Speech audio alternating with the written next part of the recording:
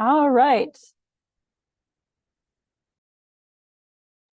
Welcome in, everyone. My name is Dancel Green. I am a second year's master's student in the Technology and Policy program at MIT and one of this year's co-chairs.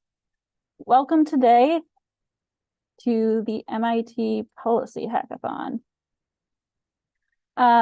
We are excited to have you join us virtually today from all over the world. The MIT Policy Hackathon aims to address relevant societal challenges via data and policy analysis. This weekend-long event is hosted by MIT's Technology and Policy program and the Institute for Data, Systems, and Society. This hackathon convenes teams to develop creative policy solutions to problems posed by governmental, nonprofit, or industry partners. Historically, hackathon participants have come from a wide range of backgrounds, from engineering to planning and policy, and challenges have covered a diverse array of topics.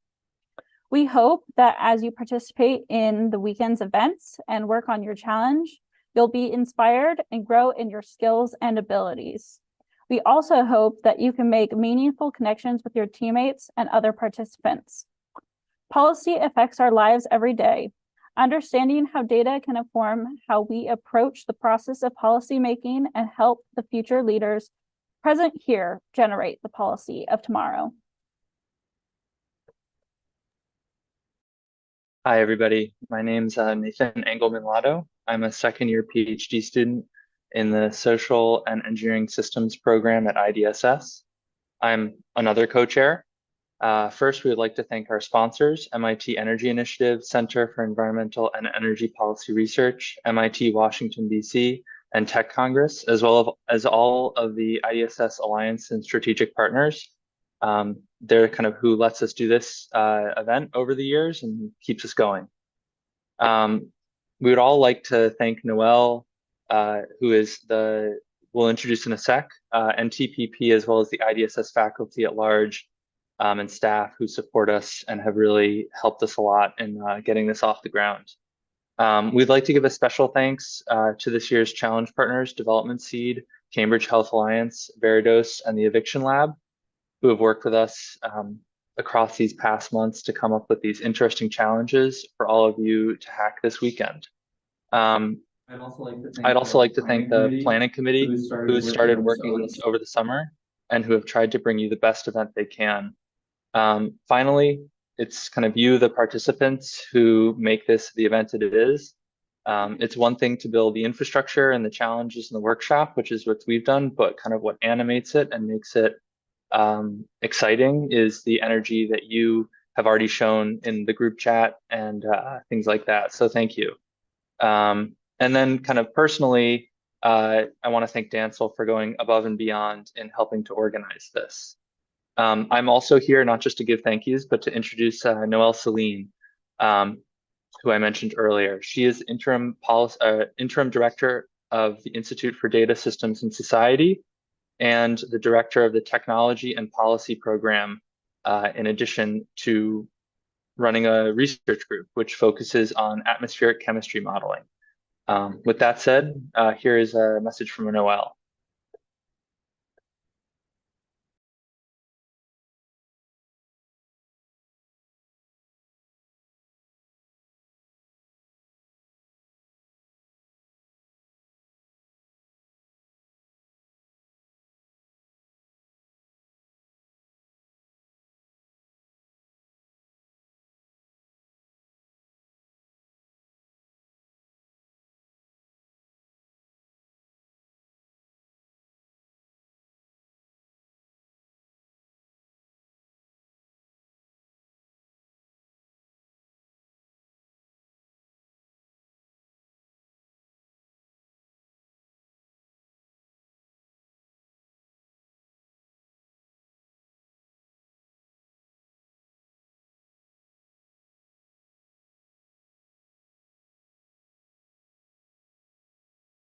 One second, we're just having some issues with the video. We'll have it up in 1 second.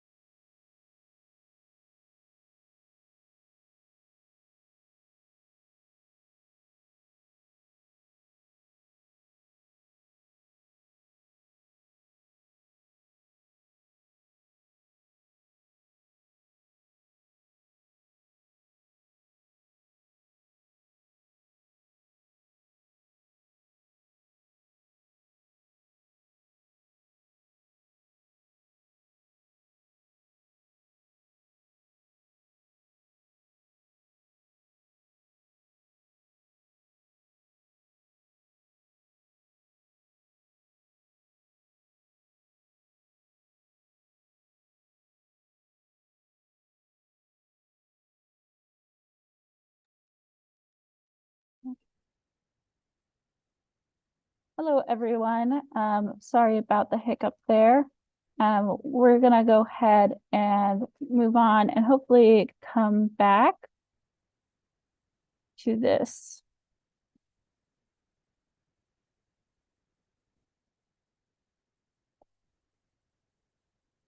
All right, so before we hear from our keynote speaker today, we would like to remind everyone of some key logistics for this weekend. Throughout the weekend, we will use Slack to communicate, so please ensure that you have joined our hackathon workspace. Questions about the overall hackathon should be sent in the general questions channel, and challenge channels will open once teams are allocated to challenges. Please refer to the participant info packet and Google Drive before submitting questions. There are 3 key deadlines you should be aware of. If you still haven't found or formed a team and are still interested in participating in the hackathon, please submit the associated form in the Everything Links document by 7 p.m. Eastern Time tonight. We will try to match participants to potential teammates or teams within their challenge area interests, or with similar challenge area interests. Already formed teams should submit their challenge preferences by 8:30 p.m. Eastern Time tonight. Teams are expected to list the challenges in order of their preference. Unfortunately, due to time constraints, we can only have a certain number of teams in each challenge area, and so teams will be allocated to challenges by the planning committee. We will try our best to match teams to their top choices, but this is not guaranteed. Team challenge allocations will be released by 9:30 Eastern Time tonight. Finally, policy memos and pitches are due by 10 a.m. Eastern Time on Sunday. There are a number of events you'll have the opportunity to attend this weekend in addition to your time hacking. We understand that because we have participants from all over the world, event times may not be convenient for your time zone. This is why all events will be recorded and posted to the Google Drive. Tonight, after the challenge Q&A sessions, we'll hear from the MIT Science Policy Review about how to write a policy memo. Tomorrow morning, Eastern Time, Earth Hacks will give a data primer workshop related to environmental justice. And tomorrow afternoon, Eastern Time, there will be an opportunity to learn more about MIT IDS's master's and professional education programs, including TPP and the MicroMasters programs. Sunday's judging will take place in 2 rounds. In the first, teams will present their pitches within their challenge area judging sessions. Our challenge area judges will then down select to 3 finalists for each challenge area. In the final round, finalist teams will present to the entire hackathon. Each challenge area will have 1 winning team who will win $1,000 in total for the team. If we're good to go, I would now like to turn the time over to one of our challenge directors, Tala, to introduce our opening keynote speaker. Hello, everyone. I'm one of the challenge directors for this year's hackathon, and it's my pleasure to introduce Dr. Kristen Kalinowski, who is the director of the Science and Technology Policy Institute, which is a federally funded research and development center managed by the Institute for Defense Analyses. In this role, she leads more than 40 researchers providing analysis of national and international science and technology issues for the Office of Science and Technology Policy in the White House, as well as other science agencies such as the National Institutes of Health and the National Science Foundation, among others. Her experience is also in occupational and process safety, emergency preparedness and response, nanotechnology, policy analysis, and research administration.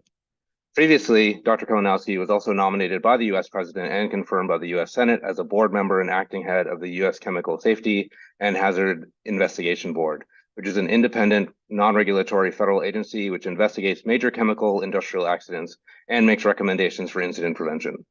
Dr. Kalinowski also holds a doctorate and a master's in chemistry from the University of Rochester, as well as a bachelor's degree with honors in chemistry from Canisius College, and she's my former boss. So without a doubt, I'll hand it over to her. Thank you so much. Just a sound check. Am I coming through? Sounded good. Thank you. Okay, I'm going to share my screen. check on that. All good?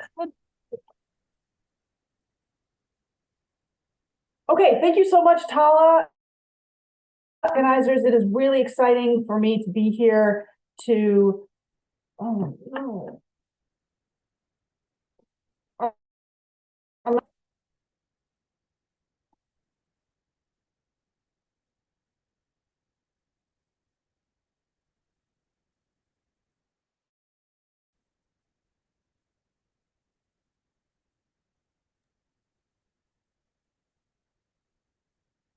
We could hear you, Kristen.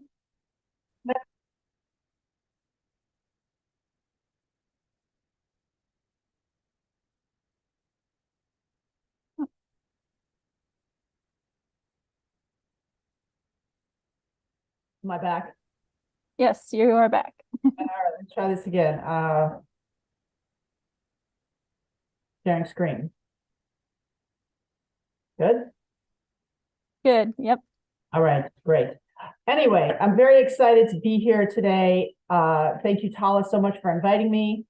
And what I would like to do is present a little bit of information about my background that elaborate on some of the things that Tala shared with you, and then present a case study from one of the policy relevant jobs that I've had in my career, which there are many, to give you a little bit of a sense of how I think about using data for policy change. So first of all, the organization that I'm coming from is the Institute for Defense Analyses, or IDA, and IDA manages 3 centers that are non-governmental, but that support government through analysis, studies and analyses. And one of these supports the Department of Defense, that's the Systems and Analysis Center, or SAC as we call it. There's STIPI, my organization, which supports the White House Office of Science and Technology Policy and other federal agencies. And the third center supports the NSA. So IDA's only business is running these studies and analysis center that support the federal government. So a little bit about my history. I'm a laser jock many years ago, using lasers to interrogate molecular structures and interactions. Very basic research.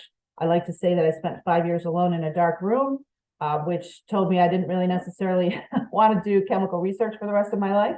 So I went into academia, and I held a couple of temporary non-tenure track faculty positions at Cal Poly San Luis Obispo, and then at Rice University. And then I did a sort of sabbatical in the Congress, so that's what I'm going to turn to next. So I was about 6 years into my career post-PhD, and I wanted to do something fun. So I came to Washington, D.C. for the first time to do a Science and Technology Policy Fellowship, which is for PhDs to interact and contribute to government decision-making, either in the Congress or the executive branch. My year was 2001. So when I was going through orientation on September 11th, it really shaped the trajectory of my entire year. I ended up choosing a placement after orientation that allowed me to contribute to policy decision-making around domestic national security, which I thought was a very relevant thing to be working on during that year, immediately post 9/11. And so my signature initiative was that I got some language in the bioterrorism bill to increase the radius around a nuclear power plant for stockpiling a salt called potassium iodide, which helps protect the thyroid in case there's a release of radioactive iodides from a nuclear power plant breach. I also worked on issues of weapons of mass destruction and nonproliferation. It was a heady time to be in Washington, D.C., and I definitely got the policy bug. So I said, how can I turn my career back toward policy? I ended up going back to Rice University and participating in a nanotechnology research center, which has a whole policy talk on its own, but I'm not going to talk about that. I'm actually going to skip over to the Chemical Safety Board. So Tala mentioned that I was confirmed by the president, confirmed by the Senate after being appointed by President Obama in 2015 to this independent agency. This was directly an offshoot of my having done this congressional policy fellowship, because I got to know people there and they remembered me and they were like, hey, you're a chemist. You'd be good at this. I'm like, okay. So what is the CSB? As we mentioned, it's an independent non-regulatory agency that investigates chemical industry accidents. So it's created under the Clean Air Act, and its authority is to Clean Air Act amendments. its authority to investigate a major release of a hazardous substance into the air, that's important, not water necessarily, from a fixed facility, not transportation, with consequences, meaning injury, death, environmental damage, or property damage. And the CSB's only work is to investigate these incidents, issue reports, and track progress on the recommendations, non-binding recommendations that it issues to drive chemical safety change. It's governed by a multi-member board, as we've mentioned. So I did this for 5 years, and it was a tremendously satisfying time in my career. And to be able to work with a group of really talented and smart and committed investigators. So I was not an investigator. I did not do the investigating, but I oversaw the investigations. And so CSB investigators analyze vast amounts of data to determine the root and contributing causes of these tragic incidents, many but not all of which did involve loss of life. And so they gather information through interviews with people on site, people who worked in the facility, in the neighborhood, and others, by going in and inspecting the scene, usually within the first 24 hours of the incident. The CSB investigators are on site to start gathering videographic and photographic evidence and poking around and learning what they can in a kind of forensic analysis of the scene. Although it's not a criminal investigation, may do equipment testing, metallurgy, whatever is needed to do to understand, what happened. And from a physical perspective, document review, regulatory analysis, and a whole lot of information is just gathered. The regulatory analysis is to determine whether there are any deficits in the existing regulations that could be a basis for a recommendation. So, for example, if the Environmental Protection Agency or Occupational Safety and Health Administration's regulations are not robust enough, and this was a gap in the regulation that was a contributing factor to the incident, then the CSB would make recommendations to the federal government, from one government agency to another, to make those safety changes, and that was not infrequent for us to do that. That's because that's one of the primary reasons why the CSB needs to remain an independent agency, so that it can make recommendations to other government agencies partly. So I'm going to talk to you about one case that happened on my watch. Actually started and we concluded the investigation, the incident investigation during my tenure, and that related to Hurricane Harvey.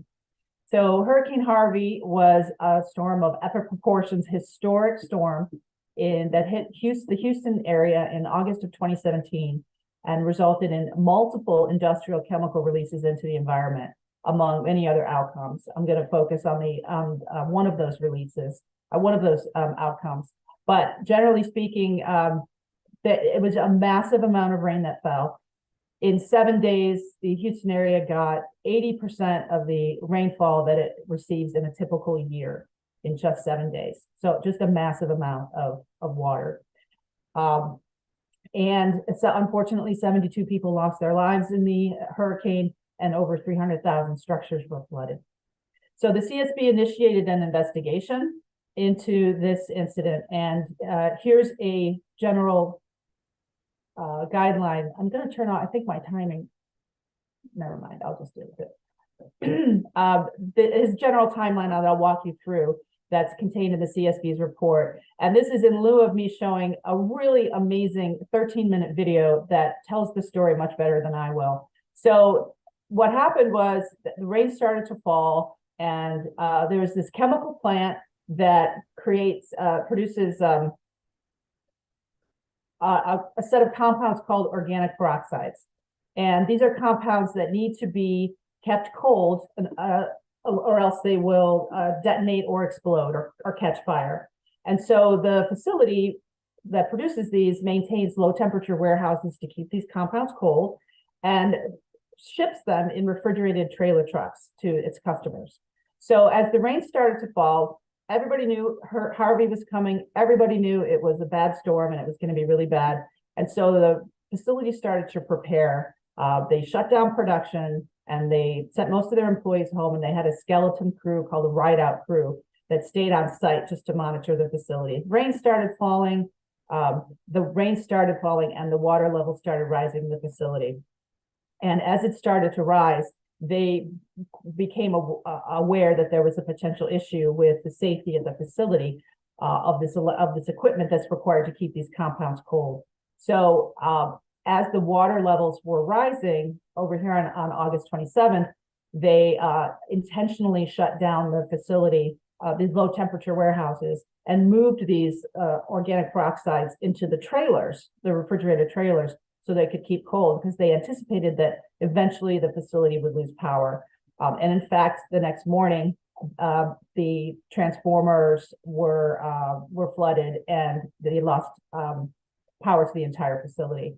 But it still kept raining, and it rained so hard and so bad that eventually the trucks that they were going to store these in, and their intention was to take these trucks, take these trucks and move them to a higher ground part of the facility with these compounds in them. But the trucks flooded. The undercarriages were flooded and the engines cut out. So the trucks were stuck.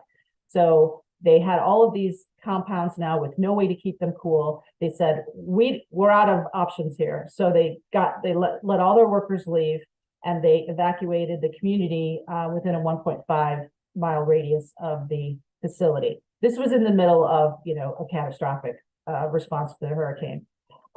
Eventually, the compounds did warm up and they started to burn, and the trailers that they were in started to combust.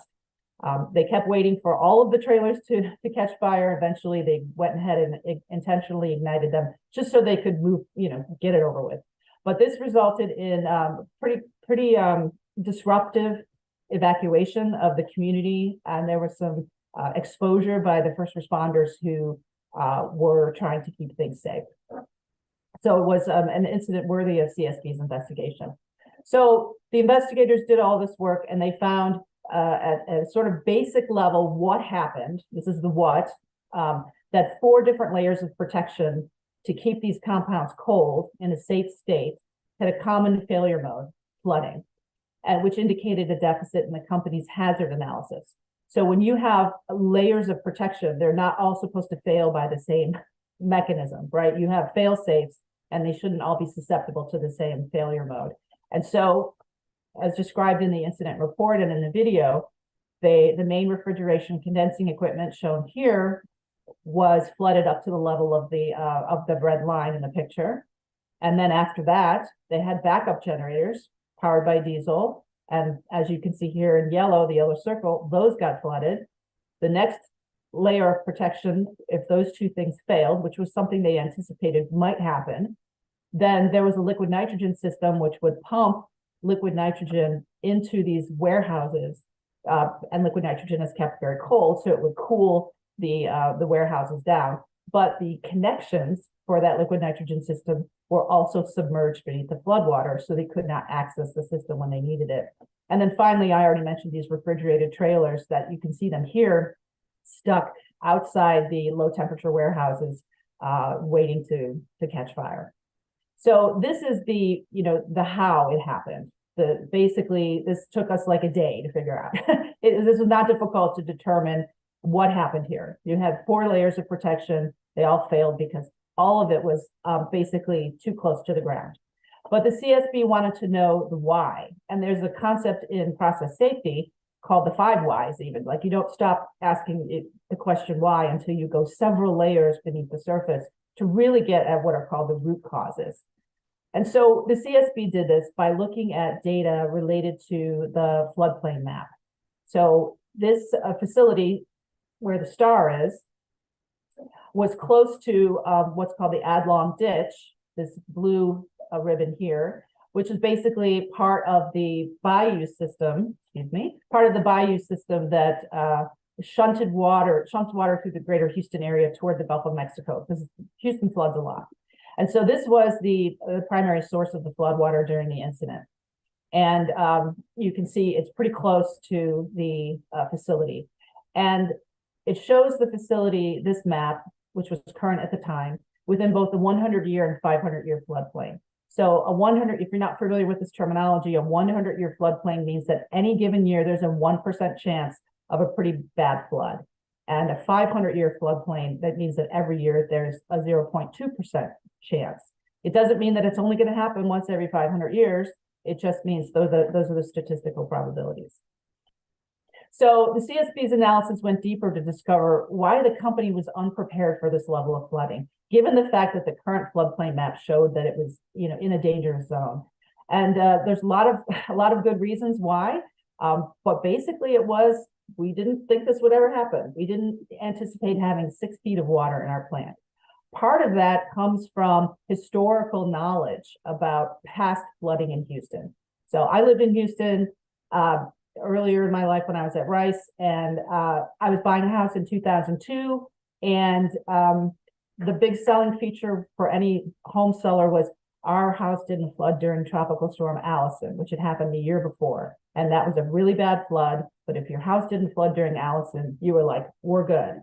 And that was part of the thinking. No one at the facility had historical memory of ever having this much water in the plant. And that was a big part of how they based their decision-making on. So let's look at the data though. So here's the what's called a gauge station from the Cedar Bayou, which is close to where the facility is. And the red line here shows the top of the bank. So if water goes over the top of the bank, it's going to spill out into the immediate area. And this is less than a mile away from the facility. So the Harvey was in fact a 500-year event. It was actually greater than a 500-year event. So really rare. But even in this case, as you can see here, even a 100-year event with the 1% here would have exceeded the top of that bank.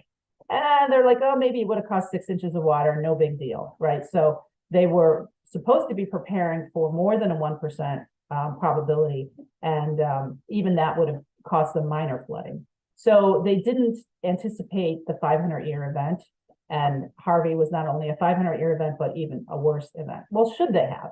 So a CSB looked at the evolution of the flood maps for this area, and they changed. So the early flood maps that the Federal Emergency Management Agency produces showed that in 1985, for example, the facility, which is in this red circle here, was in the area of minimal flooding. This would be the 500-year floodplain. And the gray patch here is the area of the 100-year flood, where you should be concerned. So most of the facility was not affected on these risk maps in 1985, and the maps in 1996 looked largely the same. Very minimal risk. But by 2007, the flood map showed that the entire facility, again in the red, is either in the 100-year or 500-year floodplain. So this is an elevation of the risk of this facility that was not deemed significant for the company to act on. But it gets even worse. By 2014, the 100-year floodplain had advanced even further, encroached even further into the facility to encompass the site's safety critical equipment. So here are those low temperature warehouses that I mentioned before, and the electric utility supply. That was the first thing to go in the flood. And these are all now in the 100-year floodplain. I mean, they have a 1% probability of having a catastrophic failure. So this is, and the insurance company that insured the company also pointed this out in their risk assessment. Like, hey, you guys are like, the floodplain is different now than it was back then. You guys might want to think about, making some upgrades to your facility to account for this. And those upgrades never happened. So in general, the CSB had 4 key findings and then some associated recommendations. One was that 4 different layers of protection had the common failure mode. I already mentioned this, and we went through all 4 of those. Another finding was that floodplain information, like the information I just shared with you, is not required to be used when the company assesses its hazards. So it's up to you whether or not you want to incorporate information about flooding into your site safety analysis, which we found to be problematic. And then facilities seemed ill-prepared to prepare for extreme weather events. And again, Harvey was catastrophic and historic, But even the next year in Houston, there was another catastrophic flood where different areas of the county flooded pretty significantly. So with that in mind, you have to have a mindset that it could even be worse than Harvey in the future. And with climate change going the way that it is, it's not unlikely that that will happen. So the final key finding was that individual employees' experiences with past events of extreme weather were relied upon by the facilities to predict future risk. And just like your stockbroker will tell you, past performance is no guarantee of future outcomes. So you have to be looking toward the future to think about what the risks are and not thinking about the past. And toward that point, the CSB included in its report and some information about predicted flood damages due to unmitigated climate change, borrowing this information from the Environmental Protection Agency. And their estimates, if we do nothing to stop climate change, then there's going to be these data are couched as an economic analysis, millions to billions of dollars of additional economic damage from unmitigated climate change. And if you look at the state of Texas, this orange on the 2050 map and the deep red in the 2100, Houston is right there near the Gulf Coast. So you don't have to be on the coast. Houston is several miles inland, and Crosby facility is 50 miles from the something like 50 miles from the coast to be affected by flooding. There's inland flooding that needs to be considered. So in terms of what happened, I shared with you the key CSB findings and outcomes. Well, I have some good news to share. CSB issued some recommendations for each of these, and change resulted as in response to those recommendations. So when the CSB issues recommendations, companies really kind of try to comply because they're feeling bad about the incident and they want to do better. So in this case, the company modified the facility to reduce their flood risk. They took steps to put some of their safety critical equipment out of that, from the ground level to elevate it, and other actions. And then in terms of the floodplain not being required to be used, we issued guidance to an industry trade association that works closely with companies on the issue of process safety, and they modified their guidance to explicitly include floodplain information in their hazard analyses. We determined that more robust industry guidance is needed to help hazardous chemical facilities prepare for extreme weather, and the guidance was also modified to call for that. And then finally, the company modified its risk assessment practice to take into account future risk rather than just looking prospectively. So what I learned about this, about data from this case study, is that data can be used to tell compelling stories, and the CSB is very good about, especially with the video, gotta watch the video, telling stories that drive policy change. Even recommendations, which are non-binding, can drive policy change and make chemical safety in the United States safer. But which data are focused on determines which story gets told. So had we just stopped with the layers of protection analysis, then we wouldn't have been able to tell the story about the floodplain map, and then we wouldn't have been able to tell the story about climate change, and we wouldn't have been able to issue recommendations that then are shared industry-wide and can influence a much broader community of corporate facilities to take actions to prevent the next Arkema, the next Hurricane Harvey incident. So the outcome of the story for the CSB is, I hope, that it has relevance far beyond the company, far beyond the industry of organic peroxide producers, but all chemical industry, all chemical facilities, hopefully will be heeding those recommendations to take a look at their practices and make sure that they're prepared, not just for flooding, but for whatever the local extreme weather event might be, whether it be high wind, sometimes it's cold, which can damage safety equipment, freezing, especially in Texas where it doesn't freeze very often, and so on. So I'd like to close by just putting in a plug for our early career opportunities at IDA, SAC, and STIPI. SAC members, the DoD center. And we have a couple of opportunities that are open right now for people just like yourselves, people who are scientists and engineers are technically trained, but have an interest in policymaking. So there's a lot of things that I could have talked to you about what we do at STIPI, but I will actually refer you to Tala, who is a science policy fellow, if you want stories about what we do and how we work. But we have a science policy fellowship that's available for people coming right out of college or master's program. And it's a 2-year program. This is, in fact, Tala. I chose a picture with Tala right there in the back, near the Eisenhower Executive Office building, which is where the White House science advisors sit and work. And you get to come for 2 years and you get to do the work. You get to do the work of taking data and putting it into policy analyses for government decision makers. Exactly the kind of activity that I believe you're going to be doing this weekend. So these are the kind of people, you are the kind of people that we are very interested in having come work with us.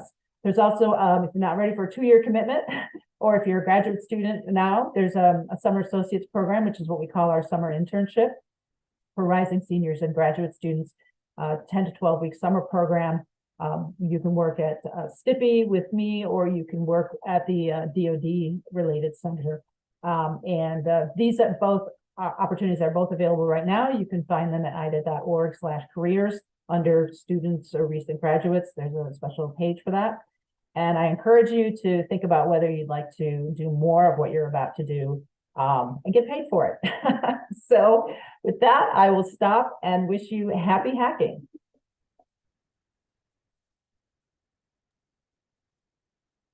Many thanks to Dr. Kolonowski. We're going to switch back to Noelle Celine and show you the video that we were trying to get up before.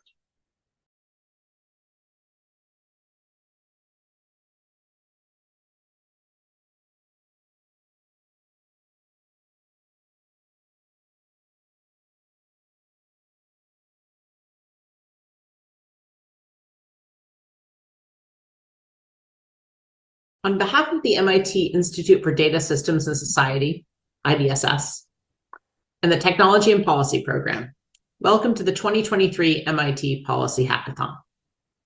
I'm Noelle Celine, professor at MIT and interim director of IDSS. At IDSS and the Technology and Policy Program, also known as TPP, we aim to address big societal challenges through research and education at the intersection of technology and policy. Our Policy Hackathon is a flagship event. And with this year's virtual event, we're happy to welcome participants from across the globe.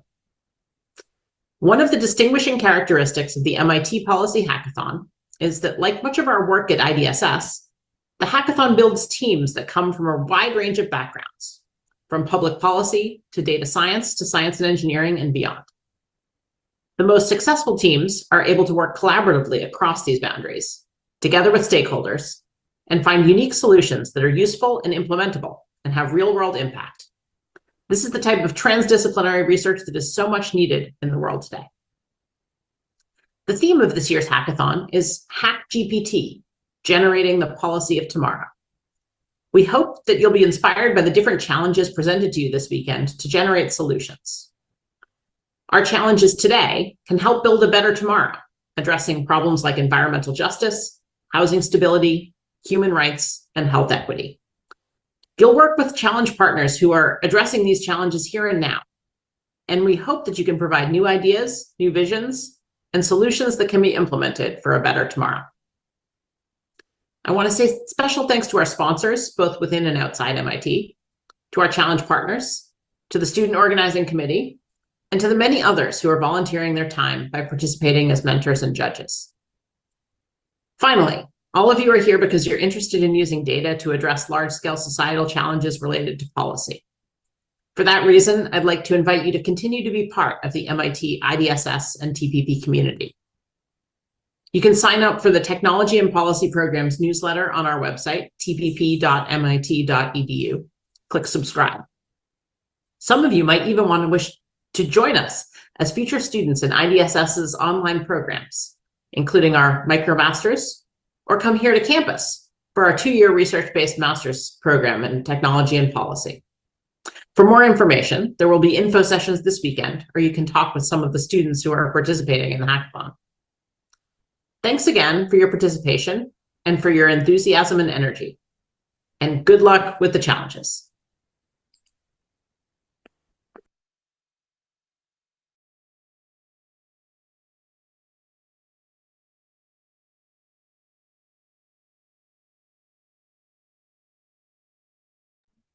Awesome. Thank you so much again to Noelle and the team at MIT TPP and the greater IDSS community for supporting us in this endeavor. Just a few announcements before we turn to challenge statement release. I know everyone is very excited about the release of our challenge statements today. And I just have a few notes related to that. So now that we are moving to challenge release, we will be opening up the challenge statements on the drive for everyone. So the challenge statements are where you'll be able to learn more about the actual challenge related to the key questions, background, and any resources that you'll need to know for the challenge. These can be found on the Google Drive link provided.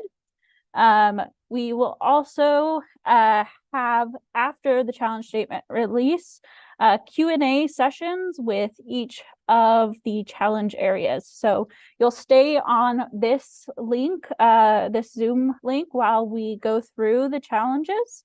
And then after we go through all of the challenges, we'll go ahead and move to not breakout rooms, separate Zoom links for the Q&A sessions with each of the challenge areas. That will be your opportunity to learn more and ask questions from the challenge directors and challenge partners. That will also be your opportunity to start brainstorming with your team what challenge area you would like to list for your preferences. In addition to the links to the Q&A sessions, we've also have links in the links to everything document for the registration forms that you'll need for tonight. The preliminary team registration form is now closed, and everyone will be moved to register with the final team registration.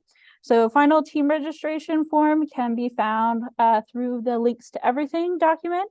That is where you will register your final team, and as well as your challenge preferences once you learn more about the challenge areas.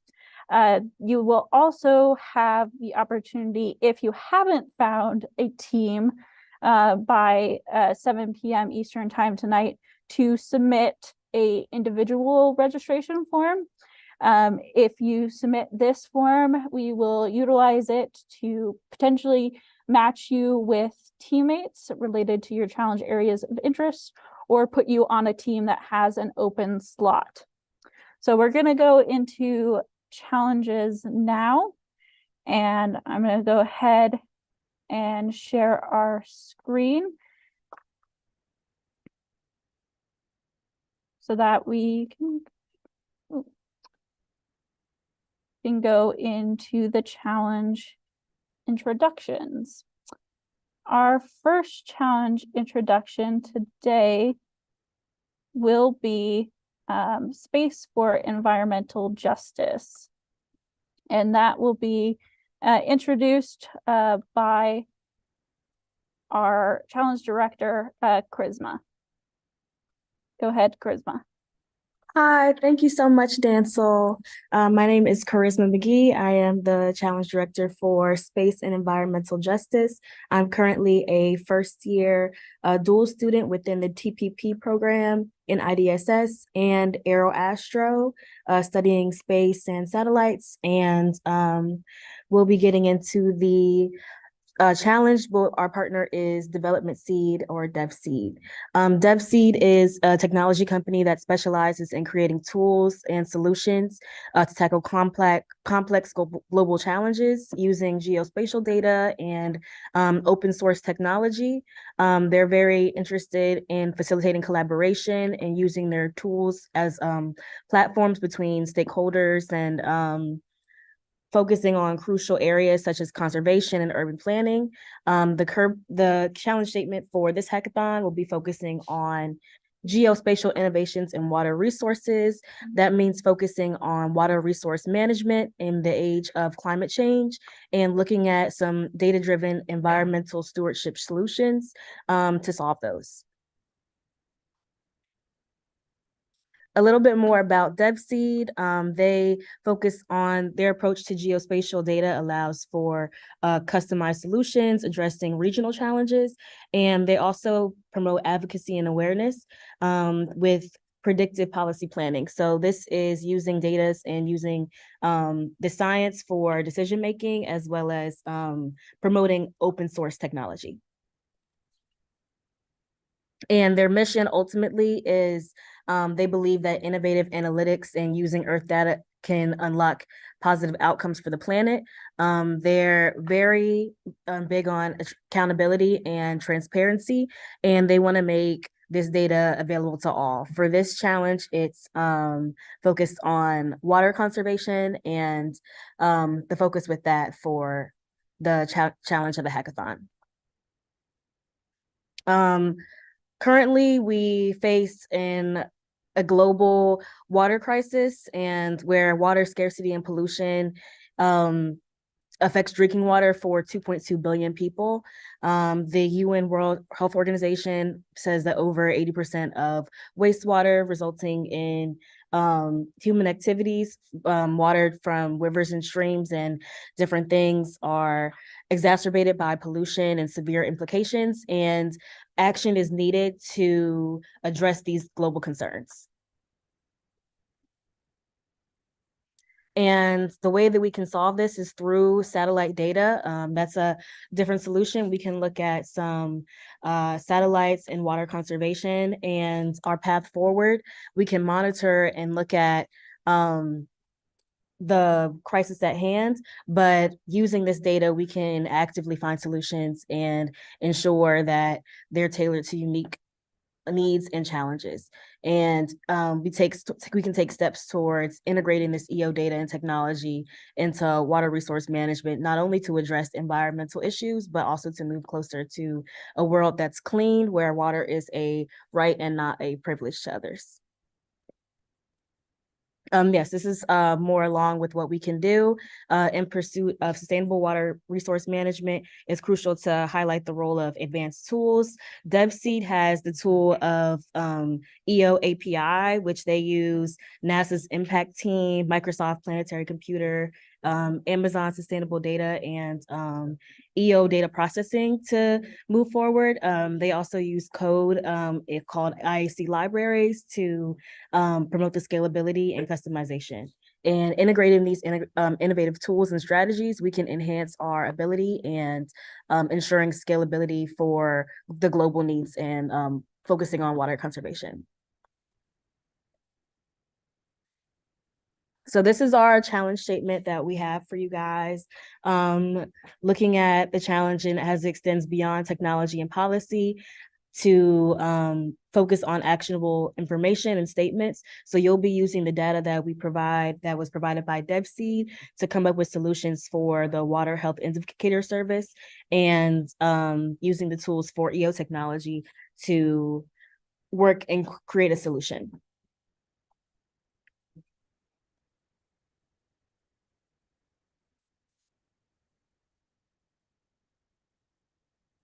And here are some key challenge questions that are highlighted and involved with moving forward with the environmental and justice policy. I'm a student that studies space and technology, and so I didn't know that technology and remote sensing could do some of these these technical solutions, but using them, you can use them for equitable water distribution and harmonization. And so these are some questions that we want you to consider when moving forward with this challenge. Briefly, this is just how it works behind the scenes. Satellites carry the images to sensors.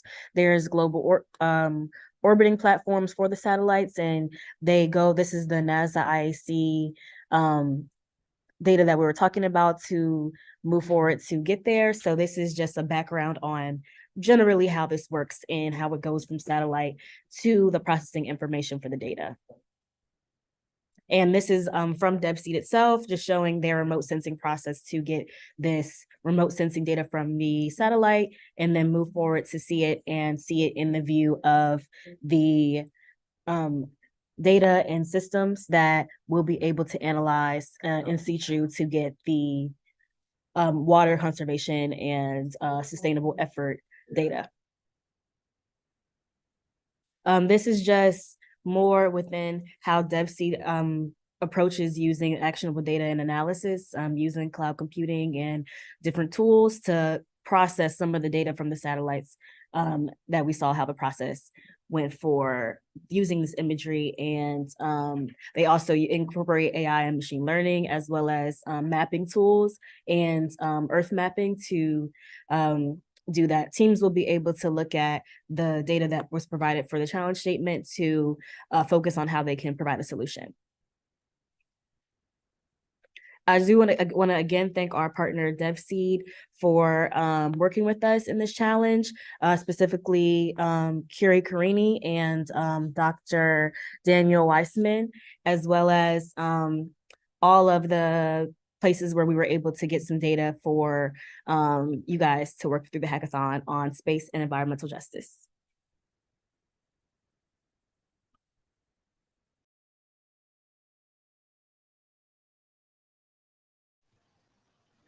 Hello, everyone, from my side as well.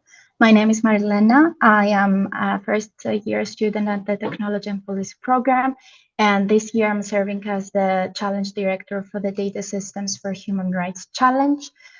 So with that, I would like to introduce Marco Holman, who is Senior Product Management for Veridos, and who is going to present the challenge statement for this year's hackathon. Yeah, thank you very much, Marilena. Let me quickly organize here. So I hope that now you can see everything. Yeah, welcome, good evening, and greetings from Germany, from Berlin. My name is Marco Hornemann, and I'm working with Veridos. And Veridos is a technology company from Germany, engaged in the secure ID industry. That means we are producing ID cards, passports. We are developing systems for enrollment for these documents, but also for national registers, birth registration systems, and other systems like that. And my biggest ever project actually was in Bangladesh, where we established a big IT system for ID documents, for registration, and also build together with the people there a factory where they now are producing their own passports. And that was also the moment when I got in contact with that issue that I want to share with you today. That's the challenge, and that's related to birth registration, and where we as a whole are still not there where we want to be. And let's jump right into that. The challenge is named Legal Identity as a Human Right. So you may ask, wow, that sounds big. Can't we have that a little bit smaller? And I say, no, because that is really a fundamental human right that gives you access to so many services and rights that you otherwise cannot execute. Just imagine for one moment that you don't own a single legal document that is reliably proving your identity and which is recognized by everybody else. So you would not be able to prove even your citizenship. And that is a big problem in some parts of the world. For example, when I was in Bangladesh, there was this big event, bad event, that the Rohingyas were driven out of the neighbor country from Myanmar, and now almost 1 million people are basically stateless, living in refugee camps, and they are not recognized as citizens anywhere, and that is a really big problem. But there are more things. Like the right to vote. If you are not able to prove who you are, then you cannot participate in elections, or you don't have access to education, healthcare, social benefits. If you want to open a bank account, or if you want to travel, that all requires proving your identity. And if you're not able to do that, this is all not accessible for you. So, and even the United Nations added this to their sustainable development goals, which means until 2030, every person worldwide should have a legal identity. And that also should cover 100% of birth registration. That means every child born should be registered. But if we look at the situation today, still 1 out of 4 children are not registered. And that is the challenge. So now the question is, what can we do about it? How can we, right after birth, establish a recognized and secure identity for every person? So maybe it's worthwhile to look at how this actually works for adults, or for people like you in the early 20s, for example. And there, the number one method is biometrics. You do that every day. So I guess you all have an ID card, driver license, which you use to prove your identity. Somebody can just look at the picture and tell if that's you. Of course, in the context of that challenge, we talk about application of advanced technology using biometrics for computerized processing. And there is a great variety of technologies which is used also in our industry. Some are well established, and this is what I would share with you right after that, having a look at how this works. And there are also others which are more related to forensical applications, like moving patterns, or even things like smell, which doesn't come to your mind first if you think about it. But all of those are not really applicable in our industry when it comes to proving identities. So for today, I was picking 3 which are well known and which you are all familiar with, which is using the face image for identification, using fingerprints and iris pattern. And there is one more that I added here, which is DNA ID, which may play a role, but maybe not now. So, and these green bars are actually indicators showing how well the certain biometric feature is fitting for different purposes and aspects of the application. And there are some differences, but here you see that basically all of those are very reliable, very secure. And iris and DNA are superior technologies which have a very, very high level of accuracy and identification and verification. If you look at another aspect here, which is large-scale application, so how well are these things fitting to a purpose of registering and verifying millions of people? There you see differences. So for the face image, we can use a variety of cameras which are suitable for that. We can use fingerprints with specific sensors. Infrared cameras can be used for iris patterns. And DNA here falls a little bit behind because it requires some more complex processing in a multi-stage process, actually. And that is hindering this large-scale application because it's also, compared to the others, quite expensive still. So maybe there's some change in the future, some progress. When it comes to speed of verification, there the sensor-based features like face and fingerprint are unbeatable, actually. And you do that actually many times a day by just picking up your smartphone, and within a fraction of a second, your identity is verified. And in the same way, this is applied for identity verification. For example, border controls use that in conjunction with your passport, for example, or ID cards. Easy to use, another thing. So how much effort does it take to train people in the countries to use these technologies? And here also sensors for face, fingerprints, iris pattern, there are no problems actually. You can teach people to easily use that. With the DNA technology, this requires some higher effort and other skills, and also a more complex process. There we have the first really hard criteria, which is acceptance of biometrics among people and also with the administration. And for a long time, we accept that our faces are used for verification and identity checks.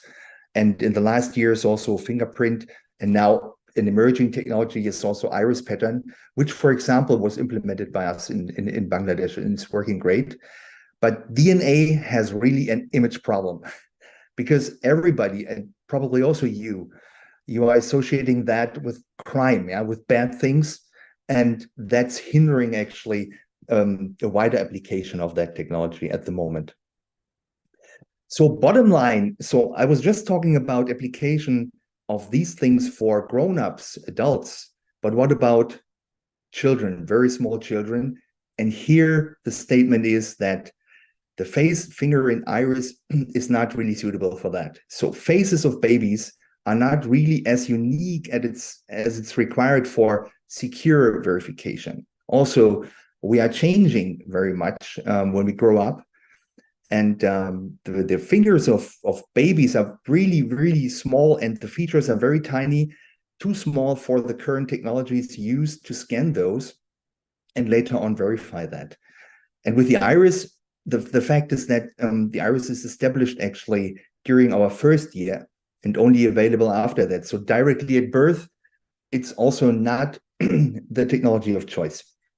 Here, DNA might have a big advantage, or has a big advantage actually, because that's not changing over our lifetime and also beyond.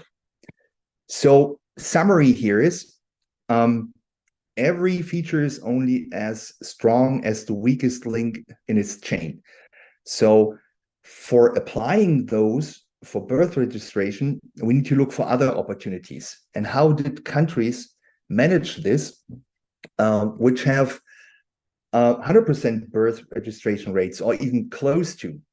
So these countries have established over a long period of time a working public infrastructure, healthcare systems, hospitals where every child is immediately registered, and education systems are in place, raising awareness for this entire topic. So here, the technology, or the lack of the biometric technologies, is not having this bad effect. So in countries where the government's struggling with those conditions, this is only also where we see low registration rates for birth, and there are even more factors which are further hindering progress in that regard. So first one is geography, long distances between the people and government offices. Also big differences between rural areas with almost no infrastructure and urban areas. Additional factors are lacking gender equality. So in some countries, you see significantly more registration of birth of boys than for girls. So why is that, right?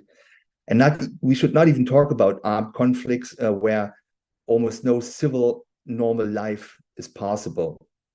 And also a low degree of literacy or education is not really helping that problem. So we want to encourage you to think about that. And you may take into consideration some of the aspects that I'm mentioning here. So a first topic for us would be to see, are there maybe solutions that help us to raise the awareness of how important birth registration is? So sometimes people really don't know this, that they should have that in order to get access to benefits and to social security systems and healthcare and so on. And they don't even know sometimes that birth registration exists, right? The next point could be to think about methods that make this entire registration process more accessible, and what could be suitable policies, and also leverage of technologies to make an overall leap forward in that regard. And the last point is, we are a team of experts, but sometimes thinking out of the box, really to ask the question, are there not simpler ways for legal and administrative procedures related to that topic of birth registration? What can we do besides what we just discussed? So although I'm, as a person in a technology company working with the governments and the customers, we are not the ones making the policies. We don't make the laws.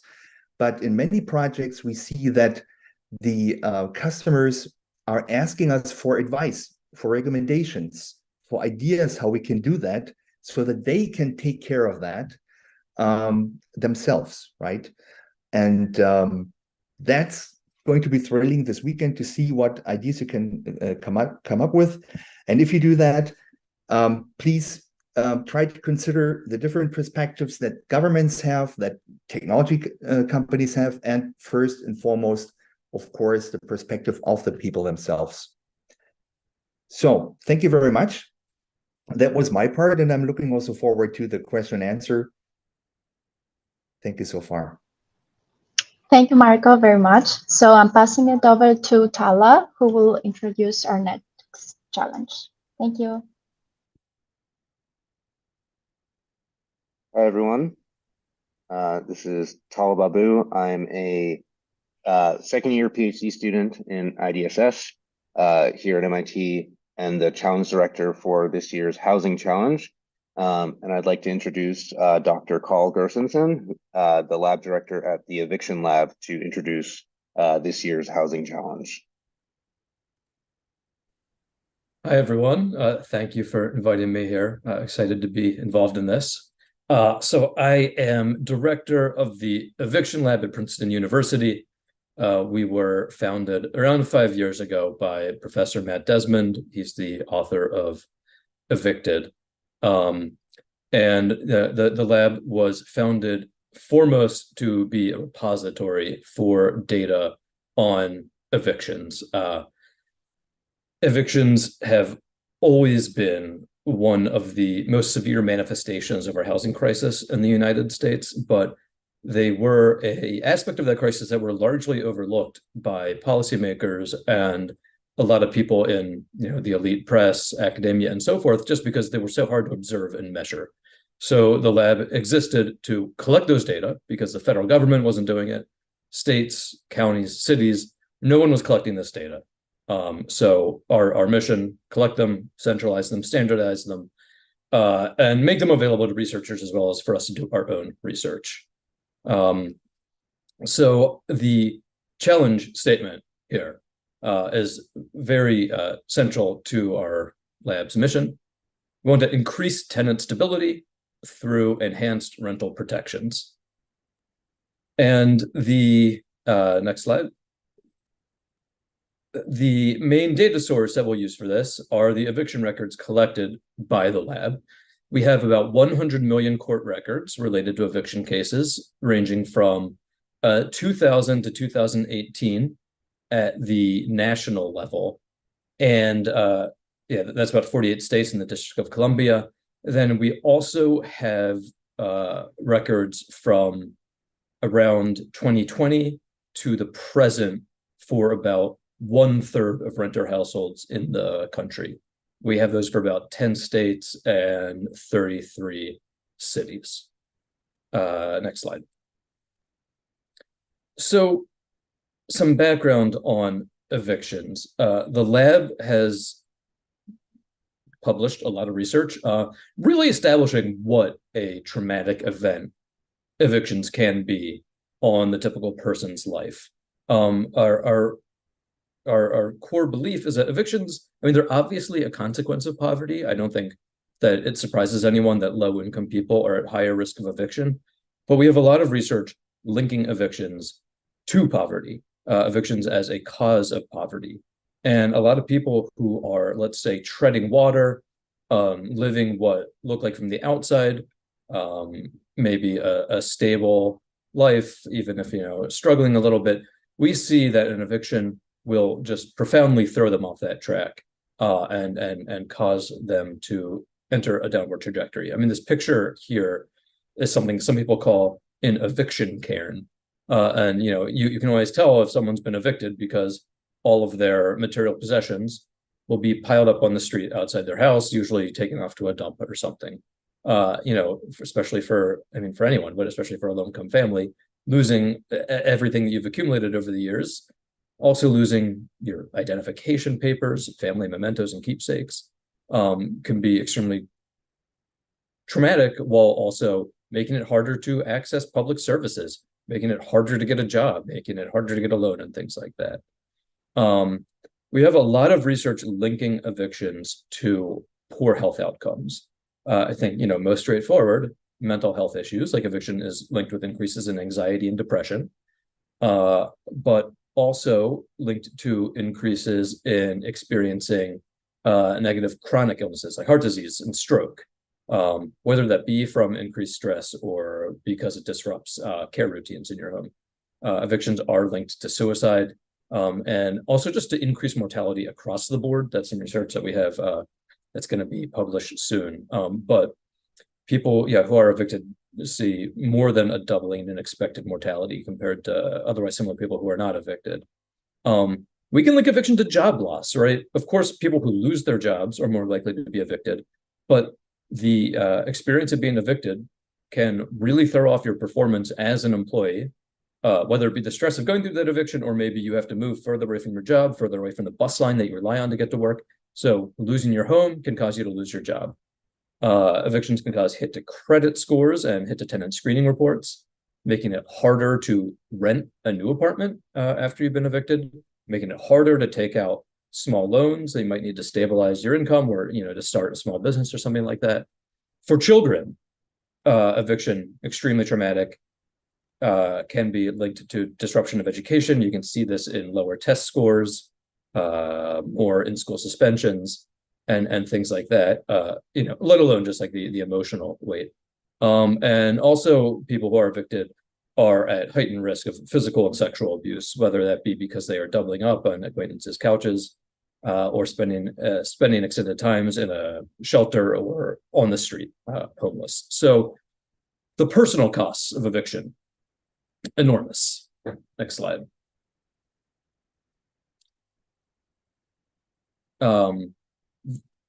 But there is another aspect. Evictions are extremely costly to certain jurisdictions.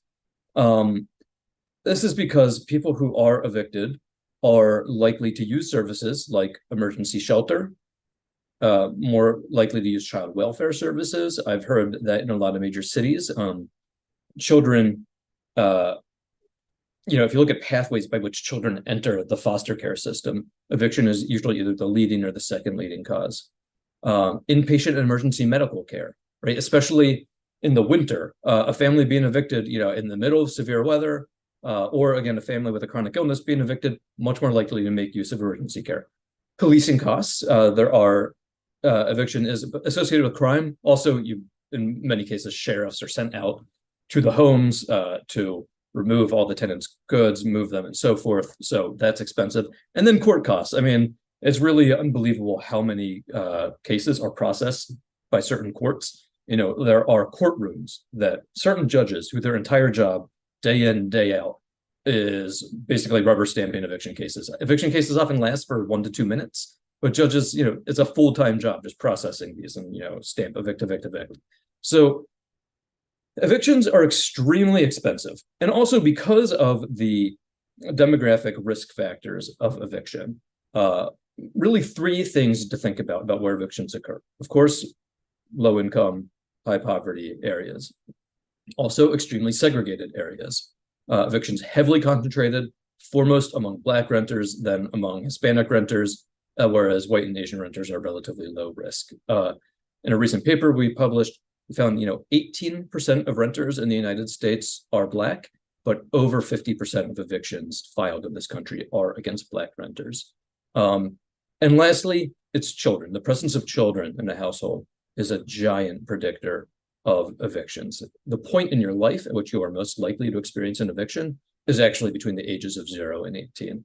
And then again, when you become a parent yourself. So what this means is there are certain jurisdictions, think your typical wealthy suburb, that bear none of these costs, right? Despite the fact that they are flush with resources. There are other cities, struggling cities, deindustrialized cities, or small rural towns that have eviction rates of 20%, 30%. Those are places that have almost no tax base and are also dealing with all of the public costs that come from evictions. And I really want to point this out because you're going to see this challenge statement I frame in a cost-benefit framework, which from a moral perspective, cost-benefit framework, not always the best way to look at a social problem like evictions. But most eviction protections are enacted at the local level, and you need to be able to show a cash-strapped local government that they have both, the revenue means to do some of these programs, but also that they will not bankrupt themselves by enacting some of these programs. In terms of rhetorically convincing very risk-averse local elected officials in a city like Trenton, New Jersey, to take on some of these programs, you need to show that they're going to work out from the fiscal bottom line. Next slide.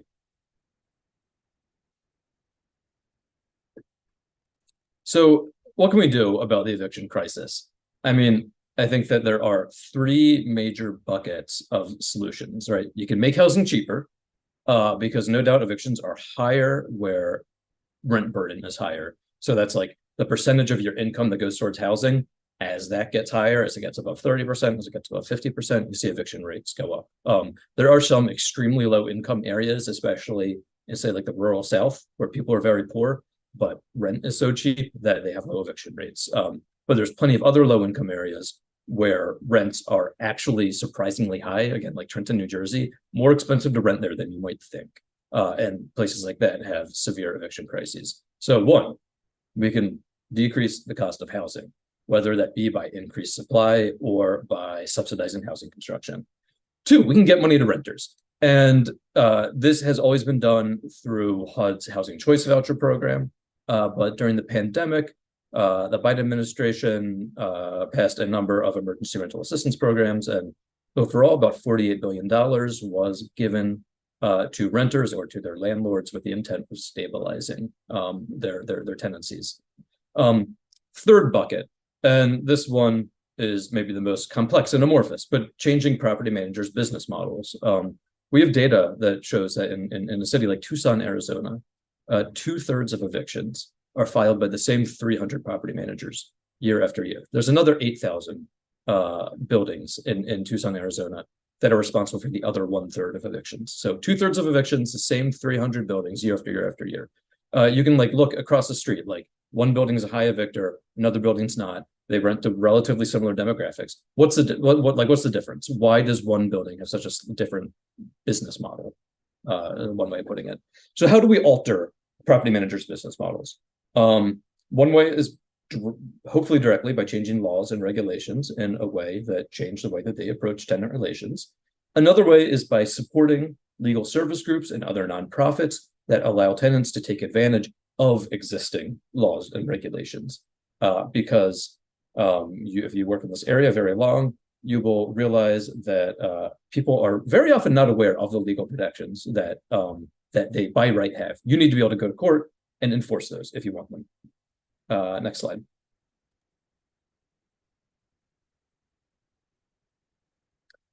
So the idea, how should cities respond to the problem of eviction? Legal tenant protections can offer some protection to renters, but like I said, the effectiveness of these laws suffer when property owners resist them and when enforcement mechanisms are weak. So the solutions to both of these issues could be monetary incentives for landlords to adopt more tenant-friendly practices, or the provision of something like public defenders for tenants in housing court, so that tenants are more likely to try to use these protections for themselves. But both of these solutions are costly, but so is inaction, right? That was that slide about all the costs to a municipality of allowing the eviction crisis to go unabated. So we want to convince municipalities with severe fiscal constraints that a certain slate of policies would be effective, would be both efficacious and cost effective, let's say. So we're going to use available data on tenant protections, eviction rates, and local demographic and economic data to ask how tenant protection mechanisms can best be tailored to specific municipalities to benefit tenants while reducing the overall cost burdens on these municipalities. Next slide.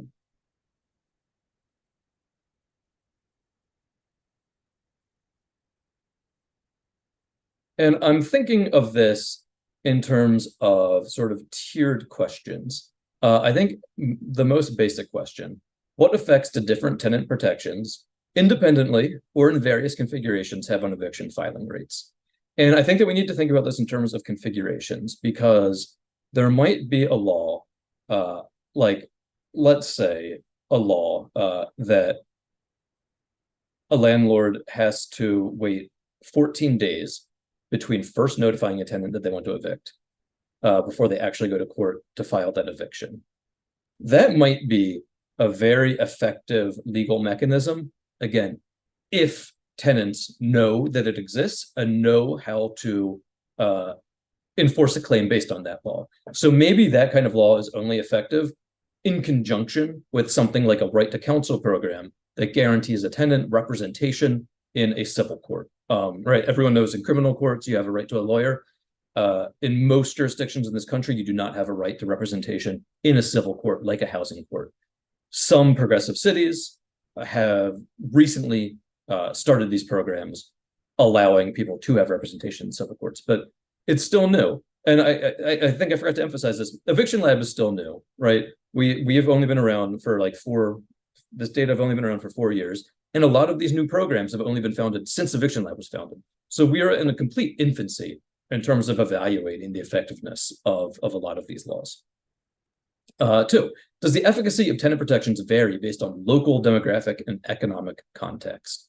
Again, I think that there's reasons to think that a booming Sunbelt town, or Sunbelt city with a very tight rental market might need very different kinds of tenant protections than a deindustrializing Rust Belt town that is experiencing population loss and which has a lot of vacancies, right? Extremely different contexts, gonna need different protections. Also, like we cannot overlook the role of race. Eviction rates are so high in segregated Black areas, you might need especially aggressive protections there. Meanwhile, immigrant communities are a place completely different legal framework to protecting the tenancy rights of immigrant communities. They often tend to be more averse to using the formal court system. So you need sort of a different way of thinking about that. Going a step beyond that, how do the costs of eviction prevention mechanisms compare with one another? For example, how much does preventing the marginal eviction cost for each different kind of protection? Right. This is where we get into, I think, some more complex research designs, but you have a limited amount of money. Right to counsel might be very effective, but to scale it up to get to the number of tenants that exist in your city might be way too expensive. Question 4, this is where we are, again, beginning to think of how do we convince policymakers to adopt these programs. If we adjusted for savings to taxpayers and service providers for each eviction prevented, which of these tenant protection policies are revenue positive? And sort of putting it all together, using a cost-benefit analysis based on eviction rate reduction, cost of protections, which tenant protection mechanisms are most beneficial for which demographic and which economic contexts. So, maybe some protections are better in areas of like during a recession. Maybe others are better in times of fast economic growth. And I think that really one would have to make a lot of assumptions about these costs and benefits, but you could also imagine having some sort of interface where you are the council member of, I keep using Trenton, New Jersey, and you enter in what you think the cost of providing right to counsel in Trenton, New Jersey would be. And the algorithm would spit out, this is how many evictions this would prevent, and something like, this is how much money it would save health providers in Trenton. This is how much money it would save the court system in Trenton. So a lot of flexibility, I think, in how you imagine answering these, but the utility to policymakers across the country would be enormous. And that's it for me. Thank you. Thank you, Carl, for the presentation there. And then now I'll hand it off to Rachel to share our next challenge. Hi, everybody. My name is Rachel Ka, and I'm a second-year PhD student at IDSS. I'm this year's challenge director for the Health Challenge. Today, we have Laura McNulty from the Cambridge Health Alliance, who will be presenting the challenge statement for the Health Challenge.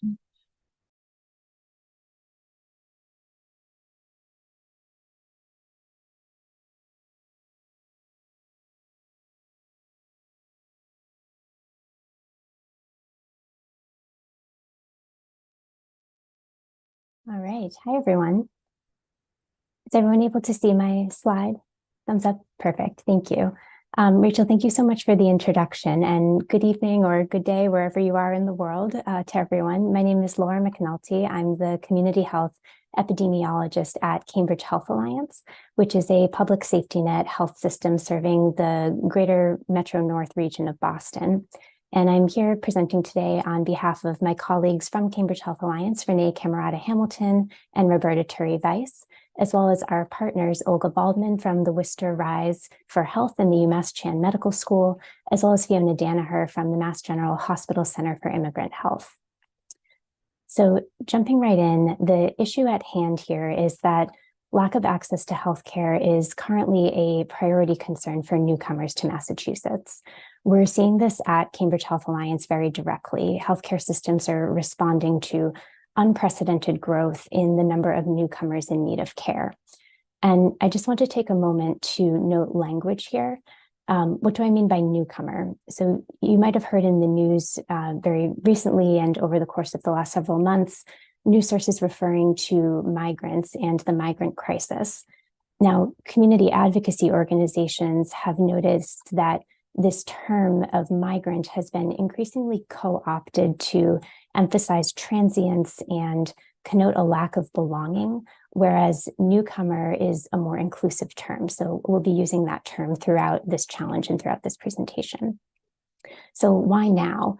So the influx that we're seeing is really part of global migration patterns that are exacerbated by wars, economic crises, climate change pressures, interpersonal and structural violence. And what we're contending with and what newcomers themselves are contending with are a diverse array of health concerns that vary across the life course by exposures and experiences in their countries of origin, by the types of stressors and traumas that are endured oftentimes on their journeys to Massachusetts. Now, while the influx of newcomers is not unique to Massachusetts, the impact plays out in very specific ways in our state, particularly with regard to housing and healthcare. And as Dr. Gershenson mentioned just now, housing is deeply related to health outcomes. So we'll talk for just a moment here about the housing concerns and then move into healthcare. So just as an example here, the number of families in emergency assistance shelter has increased by 126% compared to a baseline taken in January 2022. And this rate increase is driven both by an increase in newcomers without established community support networks who are in need of shelter, and also an increase in homelessness among longer-term residents of Massachusetts, which is due to a number of factors, but notably lack of affordable housing, which is a long-term systemic issue, and the end of pandemic-era tenant protections resulting in, as Dr. Gershenson mentioned, increasing rates of eviction in our state. Most recently, as of November 9th, the state is actually no longer able to guarantee shelter to families and has launched a waitlist system that aims to channel people to alternative resources while existing traditional staffed and supplemental shelter capacity is already stretched very thin. Now, newcomers are contending not only with an overstrained shelter system, but with systemic barriers to healthcare. So I'll just call out a few here. There is much more detail about this in our challenge statement, but for one, eligibility and enrollment in health insurance are both complicated by the fact that eligibility is differentiated by specific immigration status, as well as geography and other variables. Changing insurance options is extremely difficult for newcomers. There are existing capacity constraints in our system. Both the emergency rooms in our region are already stretched very thin. Community health centers, particularly primary care providers, are stretched very thin. We're also dealing with systemic barriers in terms of coordination of care. And this exists between healthcare and social service organizations, but also between healthcare providers at different institutions. There are really no sort of central sources of truth when it comes to coordinating care for any particular newcomer or newcomer family. Another major barrier is around communication with patients. Engaging with our health system presumes oftentimes that you have a US phone and that there are language access options available to you. This is not always easy for people who speak languages other than English, and also those who may have just arrived in this country. And so in this context, our challenge to you is to develop policy and practice recommendations that would help healthcare systems, including hospitals, clinics, and community health centers, to better coordinate patient care across providers, to better communicate with patients who are newcomers, and or to provide quality care to newcomers at lower costs. So these recommendations may focus on developing a few different ideas. We're very open to where you all would like to take this. One might be a communication and coordination platform. So really to facilitate coordination between healthcare providers and potentially non-healthcare providers, while also meeting relevant regulations related to privacy and confidentiality. Most notably HIPAA, the Health Insurance Portability and Accountability Act, which really governs privacy and confidentiality regulations in this country, is something that would need to be taken into account when thinking about developing this type of platform. Another option might be a technology solution. We've had ideas around a mobile health passport that could be brought between different providers, a mechanism for text and voice-based communication tools that are already used by healthcare systems built into our electronic medical record systems to push to WhatsApp, which is frequently used by newcomers. Another idea might be a financial model. So perhaps estimating what cost savings could be realized through simplifying health insurance eligibility criteria in our state, or what savings could be realized by simplifying the accountable care organization enrollment processes for families who are experiencing homelessness, including but not limited to newcomers. And so there's more in the full document, but a few things that we would invite you to consider. First is what really shapes access. It's more than just the existence of healthcare services, but really requires taking into account things like language, costs, navigation, disability, literacy, insurance, digital connectivity. There are a whole host of elements that really define what access means. Another area we invite you to consider is what trade-offs exist. I mentioned privacy and confidentiality and HIPAA policy. When we're thinking about access coordination and whatnot, how do we think about the trade-offs with privacy? Insurance eligibility. Right now, our insurance system is incredibly complicated. Eligibility for insurance varies by immigration status. How do we think about the trade-offs in terms of costs and other factors when thinking about simplifying? Primary care system capacity is another area where there are major trade-offs. If we are increasing access to primary care for newcomers, but there aren't enough primary care providers, how do we actually weigh those considerations and constraints? And then lastly, who is the audience for these recommendations for policy and practice? Are we looking at state level authorities? Are we looking more at the clinic level, providers themselves, patients as well? All sort of areas that we invite you to consider. And so I just want to thank you all for being here and for taking on these challenges. I've really enjoyed listening to the other presenters, and we'll be really excited to see what you all come up with. I also just want to emphasize that this is a very complex and urgent challenge that we are facing currently, and your work can really help to make a difference. We've also been in touch with the Department of Public Health for the state of Massachusetts and the Office of Refugees and Immigrants in our state. They're really excited to see what comes out of this hackathon as well. So thank you very much. All right, thank you very much, Laura, for presenting. And then next, I will pass it over to Dancel to discuss the next steps. Hi, everyone. Thank you so much for joining with us for this kickoff. I wanted to give a few announcements before we depart to the Q&A sessions. That includes the fact that our links to everything document kind of became overcrowded on the Google Drive. So we have moved that over to a PDF version of the document. So please check out that PDF for the links that you'll need for the Q&A sessions, as well as tonight's workshop. Tonight's workshop will occur at 7:15. That will be a policy memo writing workshop presented by the MIT Science Policy Review. You will also have an opportunity for office hours with our challenge partners. These will happen on Saturday. So if you don't get questions answered tonight during our Q&A sessions, you can sign up for a challenge partners office hours after challenge allotment.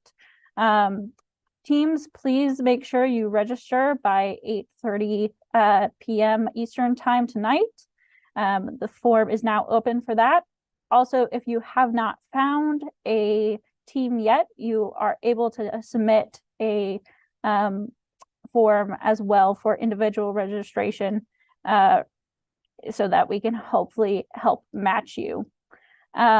We will now go to our Q&A session. Please find the link for the Q&A sessions you're interested in on the links to everything document, and the challenge directors and the challenge partners will see you over there. Thank you. Bye.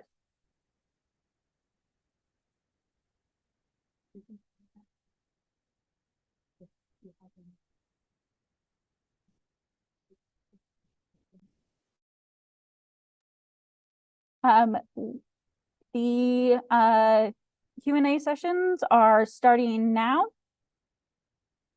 and that will go until 7:10 p.m. Eastern time.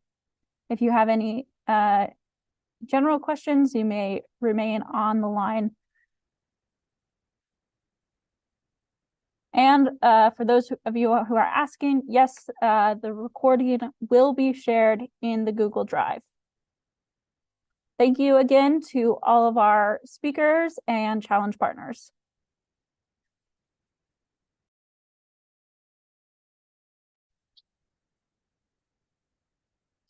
Hello, everyone. You can also choose to be on this Zoom if you have any questions.